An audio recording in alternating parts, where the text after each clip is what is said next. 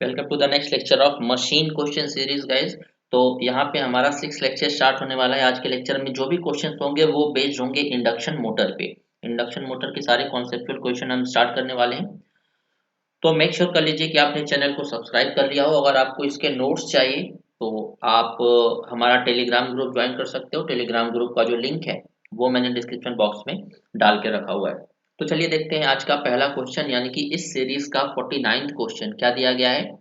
एक 3 phase slip ring induction motor है जो वाउंड करी गई है 4 पोल ऑन स्टेटर, यानी कि इसके स्टेटर पे 4 पोल्स हैं और इसके रोटर पे 6 पोल्स हैं। जब हम 3 phase balanced voltage source 50 hertz का अप्लाई करते हैं मोटर पे, तो ये मोटर कितने स्पीड पे रन करेगी। तो अगर आपने थ्योरी क्लास अटेंड करी होगी, इंडक्शन मोटर लगभग पूरा हो चुका है हमारा थ्योरी क्लास, तो आप प्लेलिस्ट में जाके देख सकते हो। वहां पे मैंने बताया था कि नंबर ऑफ पोल्स, ये नोट कर लीजिएगा अपने नोट्स में अगर आप नोट्स बना रहे हो तो, on rotor must be equal to number of poles on stator. Rotor में जितने पोल्स हैं स्टेटर में भी उतने ही पोल्स होने चाहिए, तभी हमारी मशीन ऑपरेट करेगी या वर्क करेगी। बट यहाँ पे रोटर में हमारे 6 हैं और स्टेटर में 4 हैं, जो कि नॉट इक्वल है। So machine will not run. और मशीन जब रन नहीं करेगी तो वो कितने आरपीएम पे रोटेट करेगी, 0 आरपीएम पे। So option B will be the right answer. चलिए देखते हैं फिफ्थ 50th क्वेश्चन, 50वां क्वेश्चन क्या है। 50th क्वेश्चन हमें दिया गया है, एक 6 पोल यानी कि 6 पोल 50 हर्ट्ज की सिंगल फेज इंडक्शन मोटर है जिसकी स्पीड है 900 आरपीएम। और तो आपको बताना है रोटर में जो भी करंट इंड्यूस होगी उसकी फ्रीक्वेंसी क्या क्या होगी। ऑप्शन आपके सामने दिया गया है। तो देखिए, मैंने आपको बताया था कि रोटर करंट की 2 फ्रीक्वेंसी हो सकती है। द रोटर करंट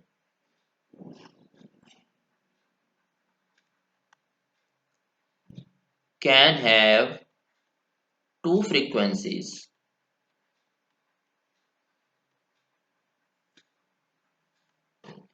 पहली जो रोटर फ्रीक्वेंसी है वो हो सकती है slip times of supply frequency, यानी कि एसएफ।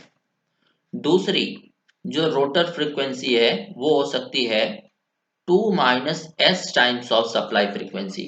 ये दोनों मैंने प्रूफ कराया है, हमारे जो लेक्चर वाला प्लेलिस्ट है वहां पे आप देख सकते हो। अगर आपको इसका और इसका प्रूफ चाहिए तो वो मैंने प्रूफ कराया हुआ है अपने लेक्चर सीरीज में। तो चलिए इसे प्रूव करते हैं। हमें रोटर फ्रीक्वेंसी चाहिए, यानी कि एस एफ। एस की वैल्यू हमें नहीं पता, फ्रीक्वेंसी हमें दी गई है 50। बट स्लिप क्या होता है, स्लिप होता है N S minus N R upon N S. Slip is equal to N S हमें नहीं पता, एन आर दिया गया है 900। मोटर रन, इंडक्शन मोटर की स्पीड ही हमारी रोटर स्पीड कहलाती है, ये याद कर लीजिएगा। So rotor speed N R हमें दिया गया है 900 और एन एस हमें नहीं पता। बट हम जानते हैं एन एस क्या होता है, 120 F upon P. 120 into frequency दी गई है 50 हर्ट्ज, नंबर ऑफ पोल्स दिए गए हैं 6, तो ये हमें मिल गया 1000 आरपीएम, यानी कि सिंक्रोनस स्पीड हमें मिल गई 1000 आरपीएम। तो यहां से हमारी स्लिप कितनी आ गई दोस्तों, स्लिप आ गई 0.1। तो 0.1 इंटू 50 कितना आ जाएगा, 5 हर्ट्ज। सिमिलरली यहाँ पे 2 - 0.1 इंटू 50, ये कितना आ जाएगा, 95 hertz. So 5 and 95 hertz is the right answer. तो देखिए कौन सा ऑप्शन यहाँ पे मैच कर रहा है, option C. Option C is the right answer. चलिए चलते हैं क्वेश्चन नंबर 51 पे। नेक्स्ट क्वेश्चन है, ये बहुत सिंपल सा क्वेश्चन है लेकिन मैक्सिमम लोगों को नहीं बनता है ऐसा क्वेश्चन। क्या बोला जा रहा है कि एक 3 फेज 4 पोल का स्क्वायरल केज इंडक्शन मोटर है जिसमें 36 स्लॉट्स दिए गए हैं। तो आपसे पूछा जा रहा है कि the number of phase in rotor, rotor में कितने फेज होंगे, राइट। तो नंबर ऑफ फेज का फॉर्मूला मैंने क्या पढ़ा है, number of phase is equal to number of slots divided by number of poles. तो 36 स्टेटर स्लॉट्स दिए गए हैं, नंबर ऑफ पोल्स हमारे पास हैं 4, सॉरी स्टेटर स्लॉट्स, हाँ ठीक है। सो 9 4 ज़ा 36, तो नंबर ऑफ फेज कितने हो जाएंगे 9। बट यहाँ पे कोई भी ऑप्शन मैच नहीं कर रहा है क्योंकि जो एक्चुअल क्वेश्चन था उसमें 28 दिया गया था। तो 4 7 जा 28, तो 7 आंसर आ जाता। तो आप यहाँ पे देख लीजिएगा कि कितने स्लॉट्स दिए गए हैं, उसके अकॉर्डिंग प्रोसीड करिए। चलिए चलते हैं next question, that is 52nd question पे। नेक्स्ट क्वेश्चन है, अगर 3 फेज इंडक्शन मोटर का के रोटर का जो पावर फैक्टर है वो हमें दिया गया है 0.866, राइट। तो रोटर का power factor cos phi R हमें दिया गया है 0.8, सॉरी 0.866। आपसे पूछा जा रहा है the spatial displacement between the stator magnetic field and rotor magnetic field. तो spatial displacement between stator and rotor magnetic field को हम रिप्रेजेंट करते हैं डेल्टा से, और इसका फॉर्मूला मैंने क्या बताया है 90 प्लस रोटर का पावर फैक्टर एंगल। अगर cos फाई आर 0.866 है तो फाई आर हो जाएगा 30 डिग्री। तो डेल्टा इज इक्वल टू कितना आ जाएगा 90 प्लस 30। तो स्पेशियल डिस्प्लेसमेंट हमें कितना मिल जाएगा 120 डिग्री, 120 डिग्री आ जाएगा इसका राइट आंसर। चलिए चलते हैं next question, that is 53rd question पे। तो लॉसेस पे बेस्ड क्वेश्चन है एक, और इसका मैं एक शॉर्ट मेथड बताऊंगा आपको, करने का ट्रिक बताऊंगा, कोई भी क्वेश्चन गलत नहीं होगा इस तरह का। तो 53rd क्वेश्चन क्या दिया गया है कि the rotor power output of a 3 phase induction motor is 15 kilo watt. तो क्वेश्चन को ध्यान से पढ़िएगा, यहाँ पे रोटर का आउटपुट दिया जा रहा है 15 किलो वॉट। आपसे बोला जा रहा है कि द रोटर कॉपर लॉस, यहाँ पे आउटपुट नहीं होगा, यहाँ पे होगा रोटर। आपको रोटर का कॉपर लॉस बताना है अगर स्लिप 4% है। तो एक सिंपल सा फॉर्मूला मैं बताता हूं, उसको याद कर लीजिए, ये अपने थ्योरी क्लासेस में मैंने प्रूफ भी कराया हुआ है। आप लिंक पे जो प्लेलिस्ट हमारी है इंडक्शन मोटर की, वहां पे जाके थ्योरी पढ़ सकते हैं। तो जो फॉर्मूला है वो कुछ ऐसा है कि rotor input ratio rotor copper loss ratio rotor output, इसका रेशियो क्या होता है 1s 1-s। हमें दिया क्या गया है ध्यान से देखिए, हमें दिया गया है रोटर का आउटपुट, मतलब रोटर आउटपुट हमें दिया गया है। हमें पता क्या करना है, रोटर कॉपर लॉस पता करना है। तो इसका रेशियो ले लीजिए,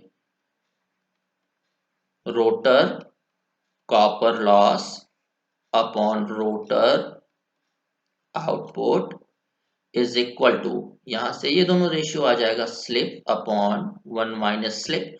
तो रोटर कॉपर लॉस पीसीयू से रिप्रेजेंट कर देते हैं शॉर्ट फॉर्म में।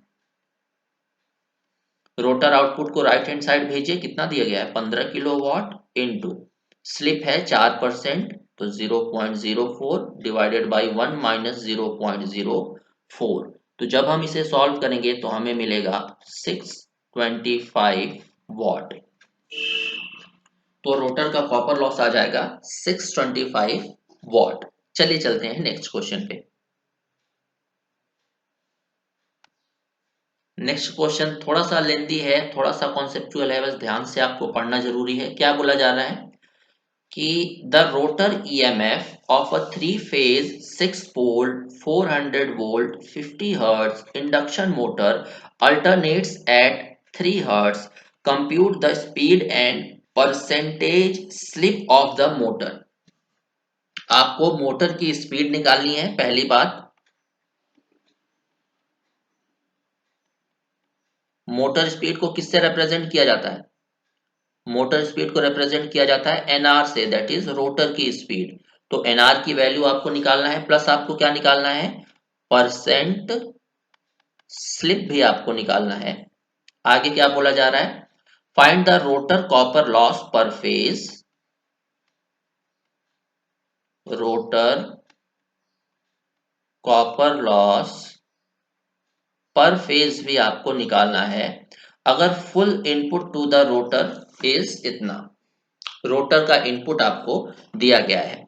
तो सबसे पहले हम निकालते हैं एन आर, यानी कि मोटर की speed.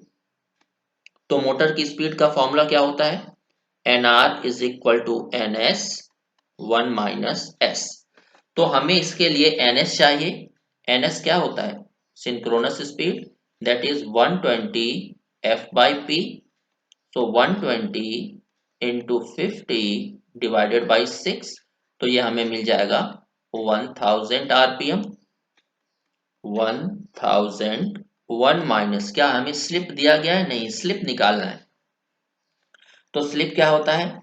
N S minus N R upon N S, correct. तो यहां पे हमें स्लिप नहीं पता।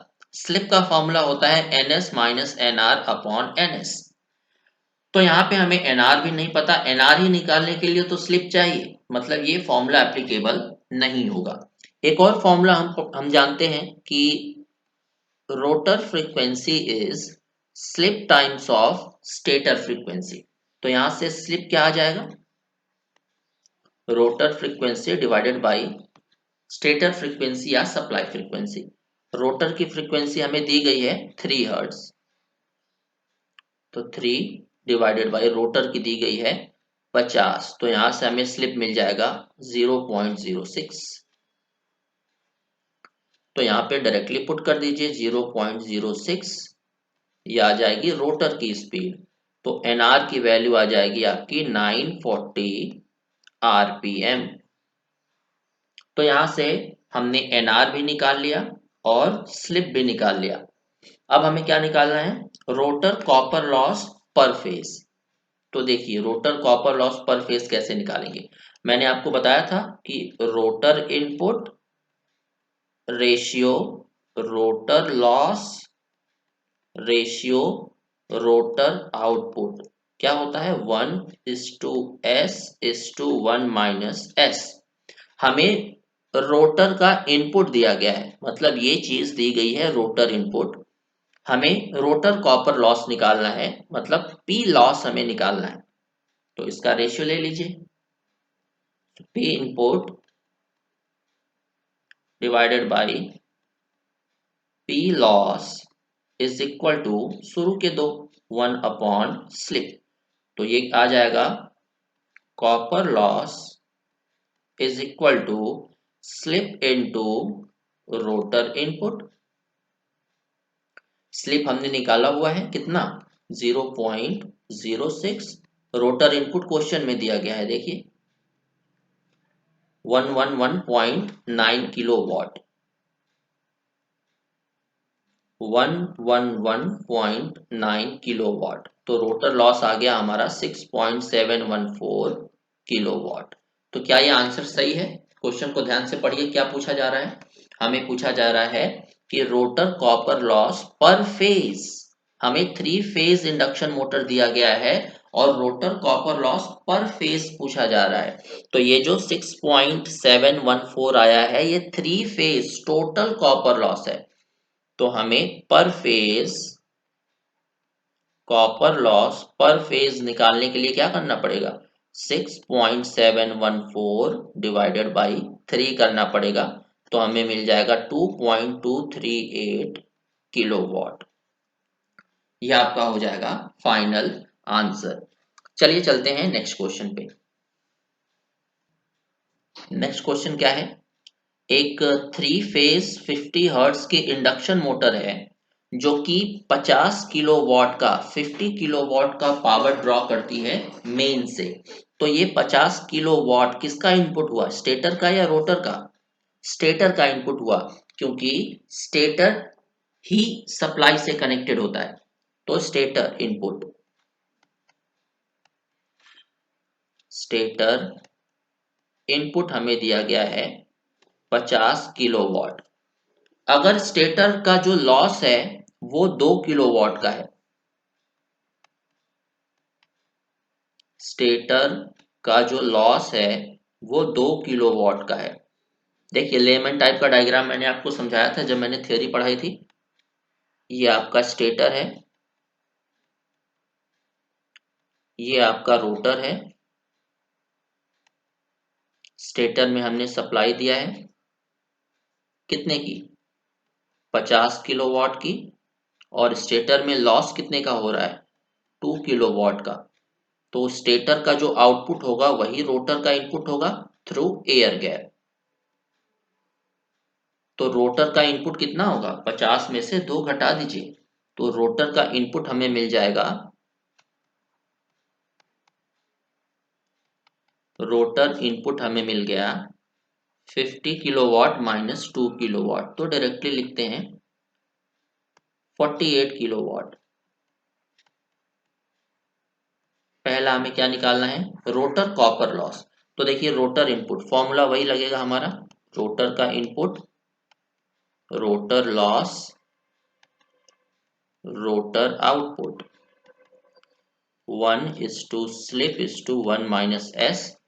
रोटर इनपुट हमें दिया गया है, रोटर कॉपर लॉस निकालना है। So rotor input upon rotor copper loss is equal to 1 upon slip. तो रोटर हमारा लॉस कितना हो जाएगा, slip multiplied by rotor input. But हमें स्लिप नहीं पता, रोटर इनपुट तो हमने निकाल लिया 48 किलोवाट, बट स्लिप नहीं पता। तो स्लिप का कौन सा फॉर्मूला हम लगा सकते हैं, एक फॉर्मूला हमें पता है, slip is equal to N S minus N R upon N S. But हमें यहाँ पे ना तो एन एस पता है, सॉरी एन एस हम निकाल सकते हैं, एन आर नहीं दिया गया, मतलब हम एस का ये फॉर्मूला नहीं लगा सकते। दूसरा फॉर्मूला स्लिप का क्या पता है, slip is equal to rotor frequency divided by supply frequency.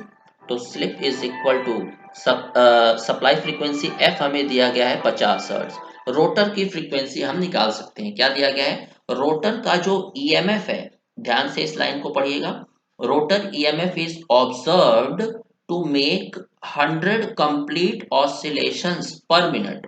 Rotor पे जो ईएमएफ इंड्यूस हो रहा है वो 100 ऑसिलेशन कंप्लीट करता है 1 मिनट में।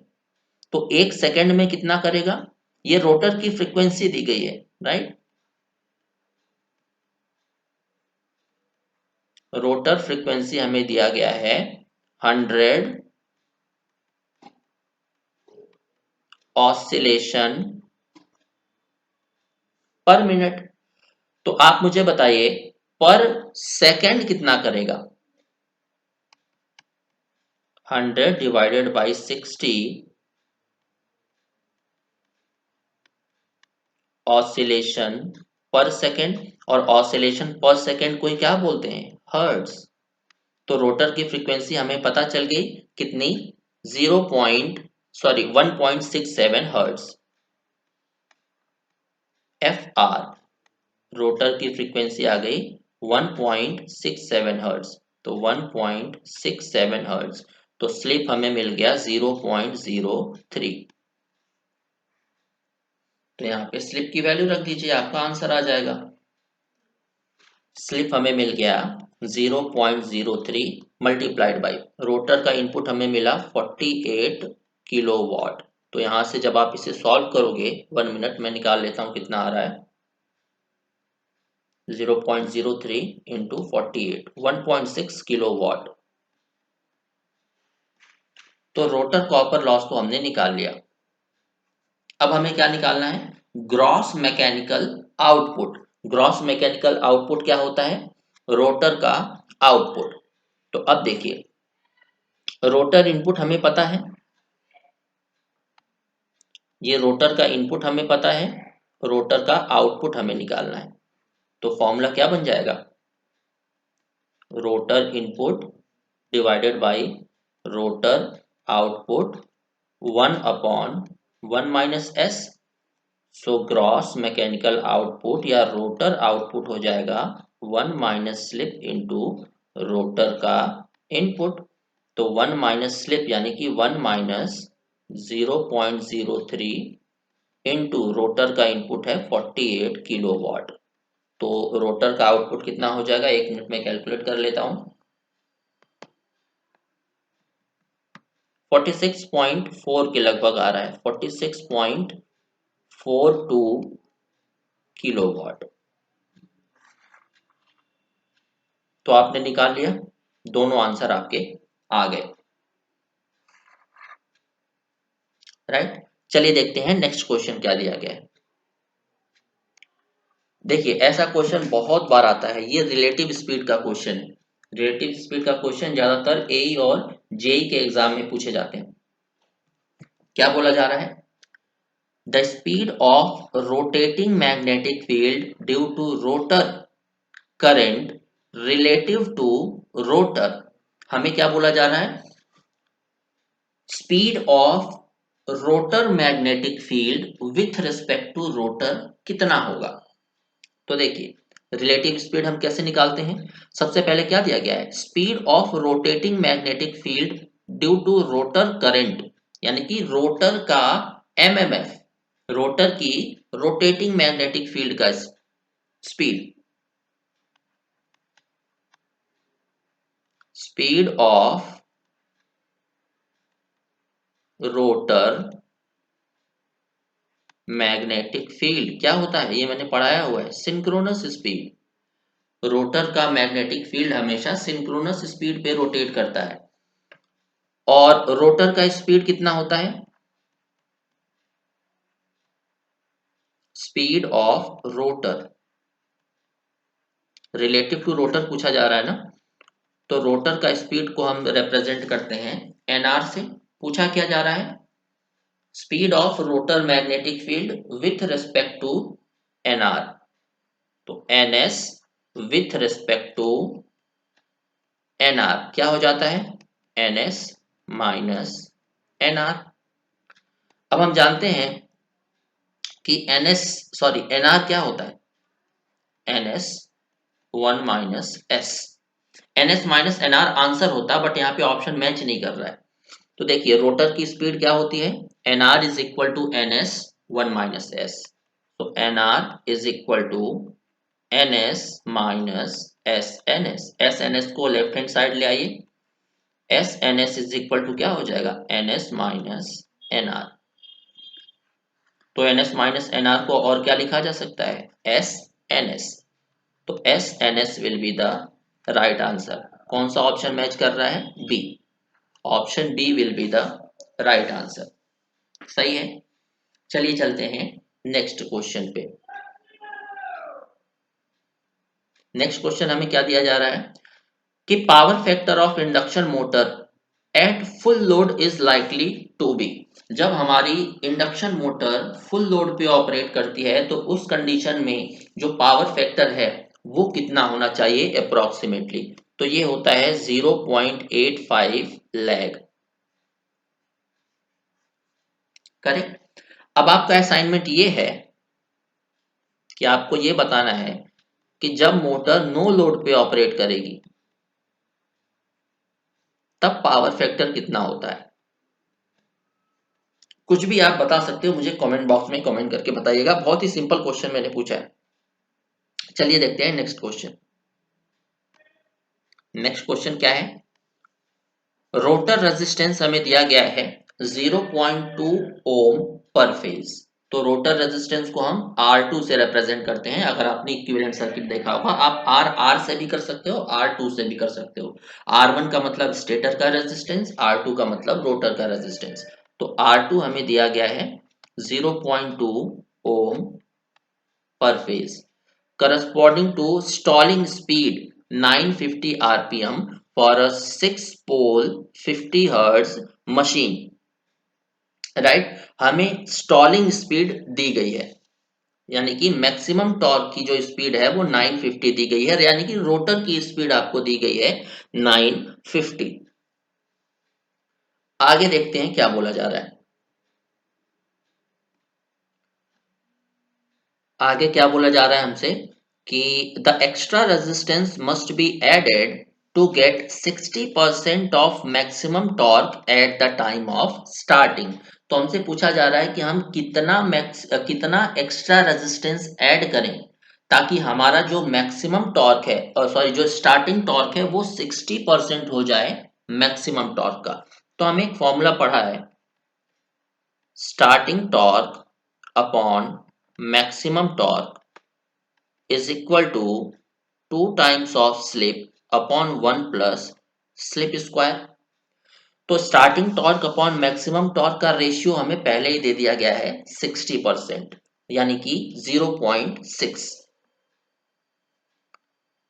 0.6 is equal to 2 times of slip upon 1 plus s square।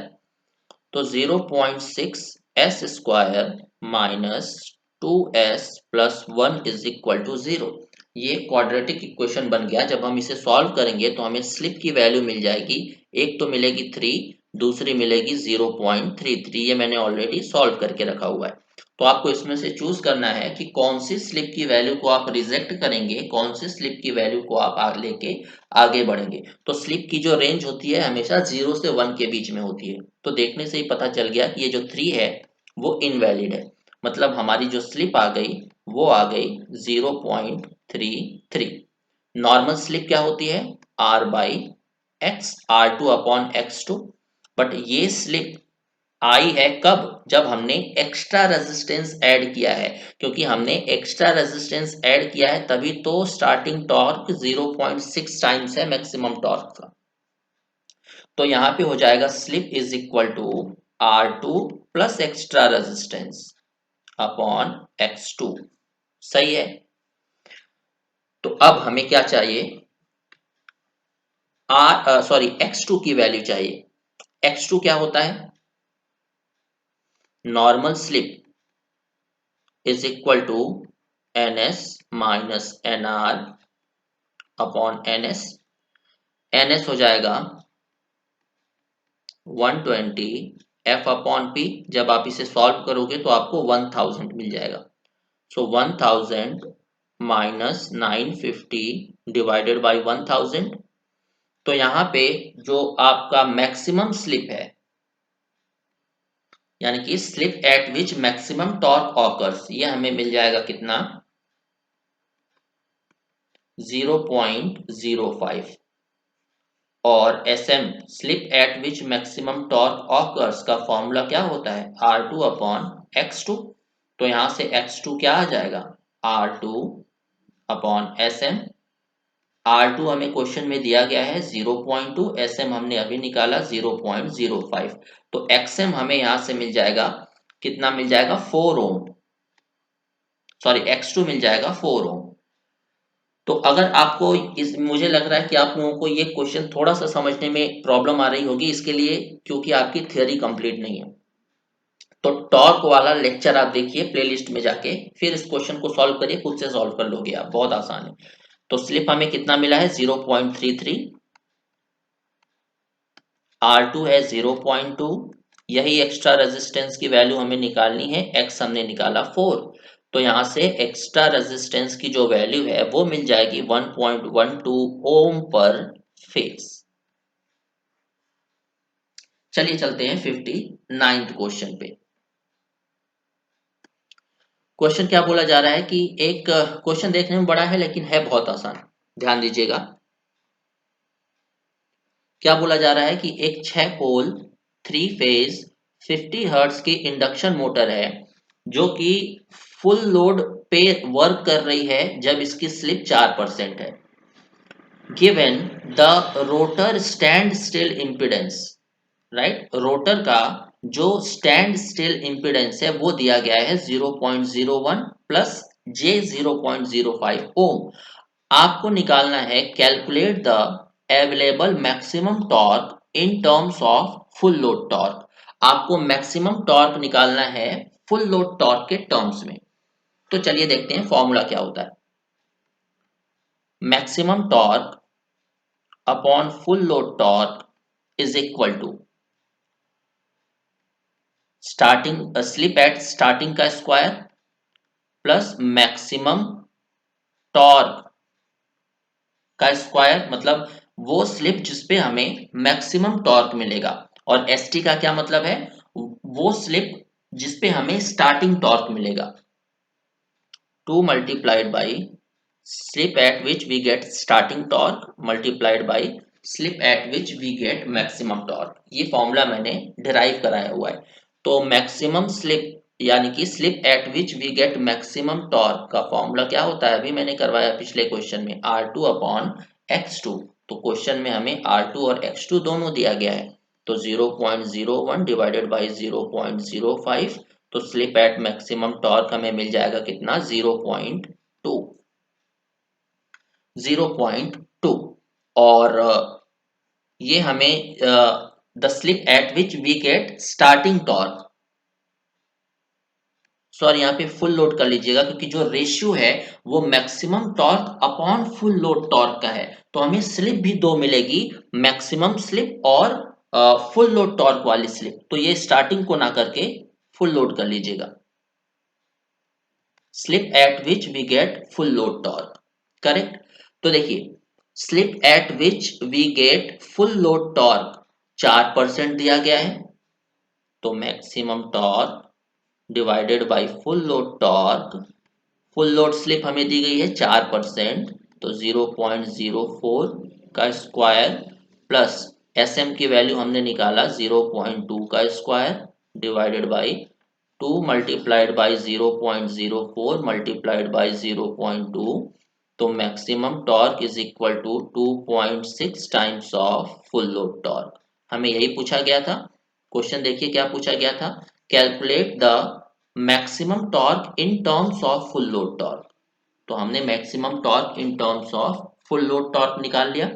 अब आपसे पूछा जा रहा है also determine the speed at which maximum torque occurs. तो स्पीड का फॉर्मूला हमेशा क्या होता है, N R is equal to N S 1 minus S. N S क्या होता है, 120 एफ बाई पी, तो 120 इंटू 50 डिवाइडेड बाई 6 1000, तो एन आर हमें मिल गया 1000 1 माइनस। अब ये स्लिप कौन सी लेंगे, हमारे पास तो दो स्लिप है, एक स्लिप है slip at which maximum torque occurs और दूसरी है स्लिप एट फुल लोड।